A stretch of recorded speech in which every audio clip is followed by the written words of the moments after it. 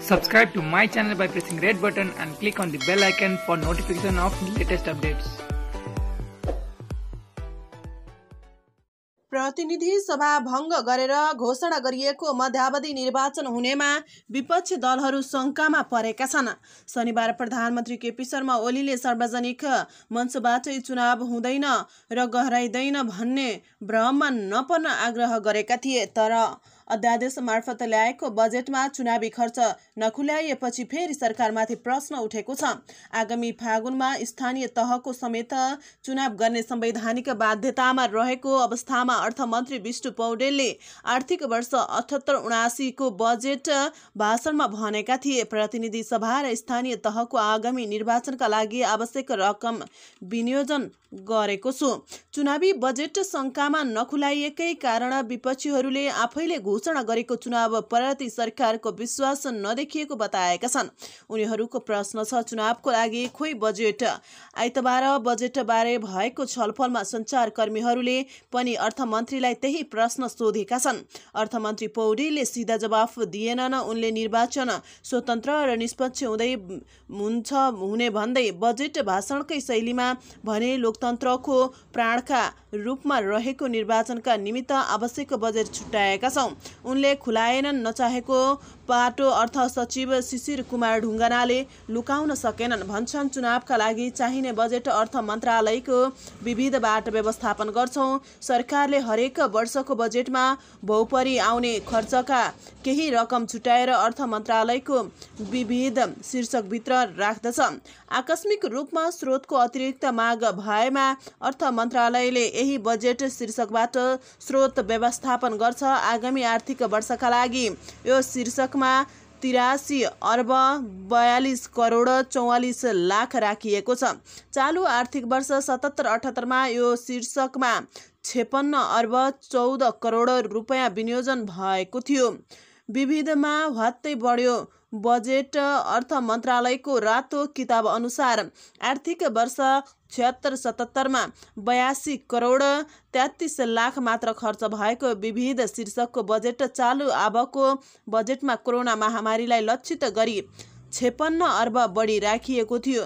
त्यसमध्ये 17 अर्ब 71 करोड 56 लाख रुपैयाँ मात्र खर्च हुने सरकारको संशोधित अनुमान छ।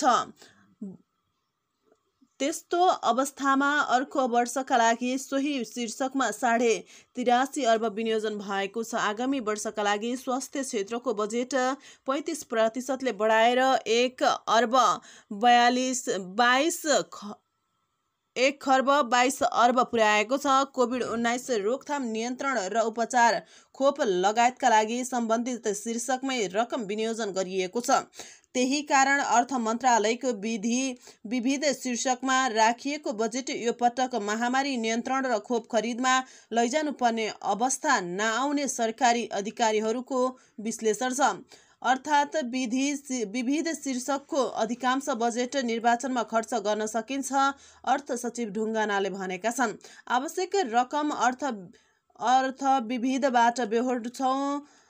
विपक्षी दलहरूको चुनावी बजेट नखुलाइएकै कारण मध्यावधिबारे सरकारमाथि शङ्का गरिरहँदा पूर्व प्रमुख निर्वाचन आयुक्तहरू भने चुनाव गर्दा कति आर्थिक दायित्व सिर्जना हुन्छ भनेर सरकारले हिसाब गर्न नभ्याएको हुन सक्ने बताएका छन्। रातारात प्रतिनिधि सभा विघटन गरेर चुनाव घोषणा गरिएको फेरिमा बजेट आएकाले सरकारले निर्वाचन खर्चको अनुमान गर्न नसकेर अङ्क नतोकिएको हुन सक्ने पूर्व प्रमुख निर्वाचन आयुक्त नीलकण्ठ उप्रेतीले बताएका छन्। मलाई लाग्दैन कि चुनाव घोषणा अघि निर्वाचन आयोगसँग कुनै छलफल भएको थियो। उनले भने, चुनाव गर्दा कति आर्थिक दायित्व सिर्जना हुन्छ भनेर आयोगदेखि सुरक्षा निकाय कसैसँग सरकारको छलफल भएको थिएन होला। साथै प्रतिनिधि सभा विघटन विरुद्ध सर्वोच्च अदालतमा मुद्दा चलिरहेकाले मध्यावधि चुनाव हुन्छ हुँदैन भन्नेमा सरकार आफै पनि सशङ्कित हुन सक्ने उनले बताएका छन्। पूर्व प्रमुख निर्वाचन आयुक्त दोलख बहादुर गुरुङ पनि अदालतमा मुद्दा चलिरहेकाले निर्वाचन आयोगले केही ढिला गरी कार्यक्रम अघि बढाउनु पर्ने अवस्था रहेको बताएका छन्। यस्तो अवस्थामा चुनाव हुने कि हुने नै भयो भने चुनाव बन्दोबस्ती सुरक्षा प्रयोजन र स्वास्थ्य मापदण्ड पालना लगायतका पक्षलाई हेरेर मात्रै बजेट दिने सरकारको योजना हुन सक्ने उनले बताएका छन्। सरकारले भइपरि आउने शीर्षकबाट बेहोर्ने योजना बनाएको होला उनले भनेका छन्। निर्वाचन आयोगलाई 120 दिन तयारीका लागि पर्याप्त हुने भएकाले पनि आवश्यक बजेटबारे निचोड निकालेर मागेपछि सरकारले दिन सकिहाल्छ। शीर्षकमा उपशीर्षकमा फरक बजेट अर्थ मन्त्रालयले विविध शीर्षकमा छुट्याएको 83.5 अर्बभित्र भौपरि आउने साधारण प्रशासन उपशीर्षकमा चालु वर्ष चालुतर्फ 45 अर्ब 65 करोड 56 लाख रुपैयाँ राखेको छ। चालुमा भएकाले यो रकम विकास खर्चमा जान सक्दैन, तर केमा खर्च हुने भन्ने उल्लेख छैन। सरकारले निर्वाचनका लागि यस शीर्षकबाट ठूलो रकम उपयोग गर्ने देखिन्छ।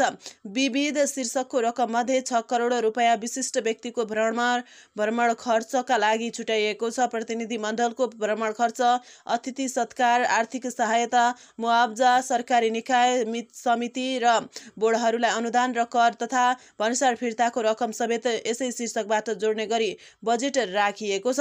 गैर आवासीय भवन निर्माणलाई दिने 50 करोड यसै शीर्षकबाट खर्च हुने भएको छ। विपद राहत र पुनर्स्थापना 2 अर्ब 51 करोड रुपैयाँ विनियोजन भएको छ। भइपरि आउने विकास कार्यक्रमलाई 3 अर्ब 50 लाख र सङ्घीय संरचना पूर्वाधार विकास कार्यक्रममा नाममा 3 अर्ब रुपैयाँ राखिएको छ भने अधुरा आयोजनामा 10 अर्ब रुपैयाँ खर्च गर्ने गरी तोकिएको छ।